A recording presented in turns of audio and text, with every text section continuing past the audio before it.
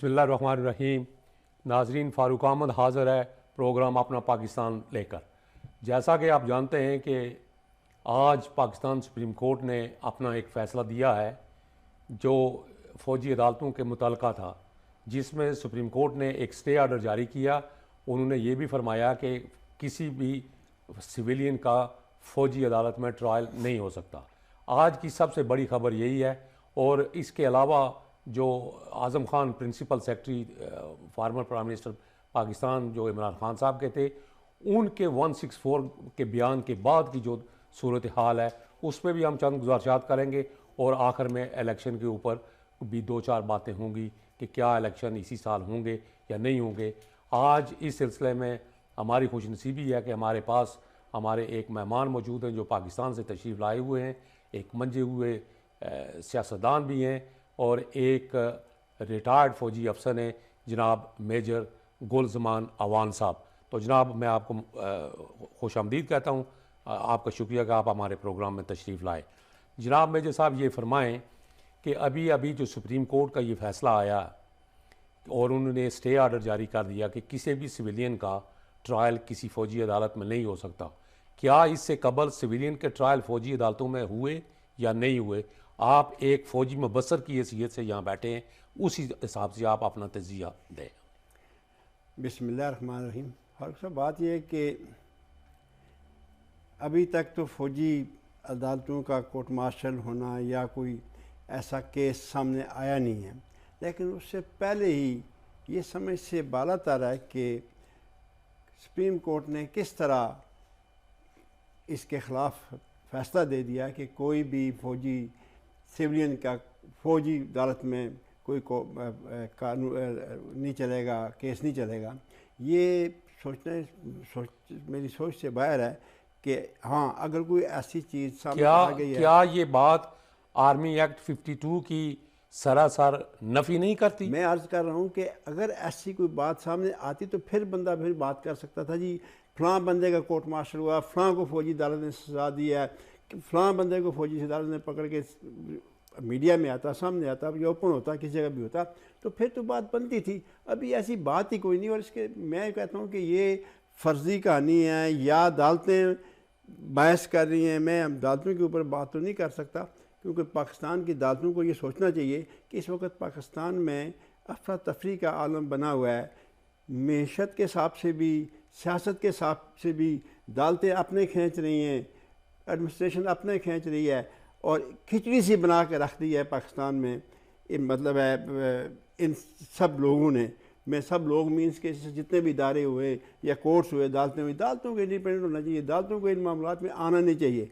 जहाँ तक तल्लक है ये आर्मी कोर्ट्स का, आर्मी कोर्ट्स पहले भी होते रहे, कोई ऐसी नई बात नहीं है। हमने खुद देखे हैं, बिल्कुल सिविलियंस को हमने मतलब है फ़ौजी अदालतें सजाएँ देती देखी हैं, और उसमें मैं विटनेस हूँ इसका। वो सिविलियन जो किसी फ़ौजी मामलात में मुलव्वस हों, जी, उनके मामलात में जो सिविलियन मुलव्वस होगा, फिर फौज को ये क्या इख्तियार नहीं है कि वो बिल्कुल है फौजी अदालतों में मुकदमा है। देखा है, खुद देखा है, हमने फिजिकली देखा है, ऐसी बात नहीं है। लेकिन अभी ये जो बातें चल रही हैं कि जी अभी 9 मई का मामला है, तो इसमें तो फ़ौजी मामलात में सिविलियन ने जिन लोगों ने मुदाखलत की है, जिन्होंने जाकर ऐसा हरकत की है, जो देखें मुल्क का एक मुक़द्दस दायरा है, फ़ौज को मजाक तो नहीं है। अब इसी दायरे के ऊपर हम मतलब है, मैं एज ए फ़ौजी होने से बात इस हवाले से नहीं कि मैं फ़ौज को फेवर करूँ, मैं सच्ची बात करूँ कि फ़ौज ही आपके मुल्क की इस वक्त है जो महफ़ूज़ है। और बार्डर्स के ऊपर हमारे फ़ौजी मर रहे हैं, हम लोग लड़ रहे हैं, मर रहे हैं, जाने दे रहे हैं, लेकिन इसका मकसद ये नहीं है कि हम मुल्क की हिफाजत कर रहे हैं, साथ साथ हम ज़लील व ख्वार भी होते जाएँ। नहीं, ये कहाँ का असूल है, कहाँ का तरीक़ाकार है कि आप मुल्क की फ़ौजी इंस्टॉलेशन के ऊपर हमले कर दें और बदमाशी शुरू कर दें। ये तो मुल्क इस तरह नहीं चलते। ये जो 9 मई का वाक़या है, आपकी नज़र में क्या ये खुली बगावत नहीं थी? सरासर बगावत है, सरासर गलत है, और ऐसा होना ही नहीं चाहिए था, किसी सूरत में नहीं होना चाहिए था। और ये हर मतलब है पाकिस्तानी को ये 9 मई को रिजेक्ट करना चाहिए, और इसके ऊपर हर आदमी का हक बनता है, हर पाकिस्तानी का, कि ये गलत हुआ। एक मुक़द्दस दायरा जो भी है, अगर उसकी कोई ऐसी बात हो तो ठीक है, और उसके बड़े तरीके हैं, और बड़े मामलात हैं। कोई ऐसी अगर चीज़ पाकिस्तान के सामने आती है फ़ौज की, तो उसकी मीडिया है, दुनिया है, सारा कुछ है, लेकिन ये तरीक़ाकार तो नहीं है कि आप जानबूझ के आकर मुल्क में बदमाशी शुरू कर दें। और मैं हैरान हूँ, हर आदमी इसके ऊपर हैरान है, सोचता है, हर आदमी की यही सोच में आ रहा है कि यार ये कौन सी तुक बनती है, क्या हुआ, क्यों हुआ, किस तरह हुआ। जिसने ये किया उसको करार वाक़या सज़ा मिलनी चाहिए, और उसको मेरे हिसाब से मिलेगी। मेरी साथी सोचा कि मिलेगी, मिलनी भी चाहिए और मिलेगी। बहुत अच्छा। क्या आप ये समझते हैं कि 9 मई के वाक़या के अंदर जो लोग भी, जिनको कहा जाता है सहूलतकार या मास्टरमाइंड, चाहे कोई भी हो, जैद हो या बकर हो, क्या उनको कानून के कटहरे में नहीं लाना चाहिए?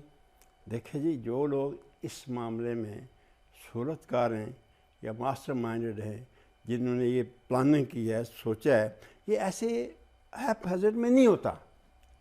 इसके पीछे काफ़ी अरसा से, काफ़ी टाइम से, काफ़ी वक्त चाहिए प्लानिंग करने का।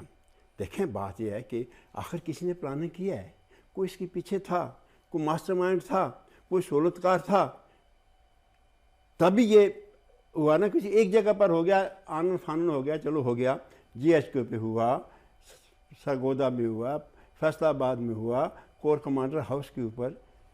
ये कहाँ का है तरीक़ाकार है कि बखुद हो जाए। इन लोगों को, जो सहूलतकार हैं, जो मास्टरमाइंड है, इनको कभी भी नहीं छोड़ना चाहिए, इनको पनिशमेंट मिलनी चाहिए, ताकि बाकी लोगों को सबक मिले, समझ आए कि नहीं, ये मुल्क है, कोई मजाक नहीं है, खिलवाड़ा नहीं है।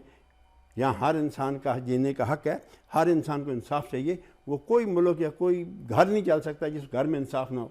जनाब मेजर साहब, आप क्या समझते हैं कि 9 मई को जब ये वाक़या हुआ, कोर कमांडर के हाउस तक लोग अंदर घुस गए, GHQ के अंदर चले गए, तो जो कोर कमांडर हाउस की अपनी सिक्योरिटी थी और या GHQ की अपनी सिक्योरिटी थी, वो लोग कहाँ गए? वो आगे से रेजिस्ट क्यों नहीं किया गया? वैसे बात सुने जी, बात यह है कि फ़ौज एक अदारा है, फ़ौज को मजाक नहीं है। उसके पास खुद अगर ये रेजिस्ट करते तो मेरा ख्याल है मुल्क में तबाही मच जाती, क्योंकि फ़ौज के पास तो वेपन तो है, एमुनिशन भी है, और उसको ट्रेनिंग भी ये दी गई है। लेकिन क्या वो तो दुश्मनों के लिए है ना, अपने लोगों के लिए नहीं है ना। इस वक्त बिखरे हुए लोग थे, अगर कोई एक भी फ़ौजी एक फायर कर देता तो तबाही मच जाती। और अगर फ़ौजी के लिए ये ऑर्डर है कि फायर, जब फायर के अलावा बगैर तो बात है नहीं है, तो ये अच्छा हो गया। ये बहुत ही एक, मैं कहता हूँ कि ये जिसने भी किया, जिस तरह भी हुआ, ये एक अच्छा हुआ कि बचत हो गई, वरना तबाही हो जानी थी, मुल्क में लानस नस हो जाती, और पता कितनी दुनिया मर जाती। तो ये मैं तो मेरी ज़ाती सोच है, ये बेहतर हुआ कि फ़ौजी सामने नहीं आए, उन्होंने रेजिस्ट किया, सब्र किया, बर्दाश्त किया। अगर बर्दाश्त ना करते, सब्र ना करते, तो मेरा ख्याल है खून ख़राब बहुत बड़ा खून ख़राब होता, बहुत तबाही हो जाती, मुल्क में तबाही मच जाती थी। तो इससे तो ये यूं महसूस होता है, आप यही, क्या ये आप समझते हैं कि फ़ौज की तरफ से ही कोई इस किस्म के ऑर्डर्स थे कि अपने ही लोगों के ऊपर कोई किसी किस्म का जो है वो एक्शन ना लिया जाए? देखें जी, फ़ौज अगर ज़ाहिर है ऑर्डर्स ना होते, या फ़ौज को ना बताया जाता कि आपने रिटिएट नहीं करना है, तो अगर ऐसी सिचुएशन बन जाती तो एक गोली चलती तो तबाही मच जाती, इधर से भी चलती, उधर से भी चलती। उनके पास भी तो वेपन थे, हथियार थे, जो दहशतगर्द गए हुए थे। मैं तो दहशतगर्द ही कहूँगा उनको, क्या कह सकते हैं, वो दहशतगर्दी है ना, कि मुल्क में जाकर मुल्क के बागी थे दहशतगर्द थे, बागी लोग हैं, जाकर हमला करता है। अगर ये बलवाई थे, बलवा किया, बलवाई थे। और अगर ये होता तो हक लोग, हमारे भाई मुफ्त में मर जाते, मुफ्त अपने जाने ज़ाया करते हैं, अपने तबाही हो जाती मुल्क की। तो ये मैं कहता हूँ, मेरी ज़ाती सोच है कि ये करना ही यही चाहिए था, बनते ये था। ये नहीं बनता था कि हम उनको रेजिस्ट करते, फायर करते, क्योंकि वो बलवाई थे, इस तरह जा रहे थे, पागलों की तरह जा रहे थे। अगर आगे से एक फायर आता तो उधर से हज़ारों फायर आते, तो फिर ज़ाहिर इधर से भी चलते, उधर दोनों तरफों से फिर फायरिंग होती था, बिल्कुल तबाही होती।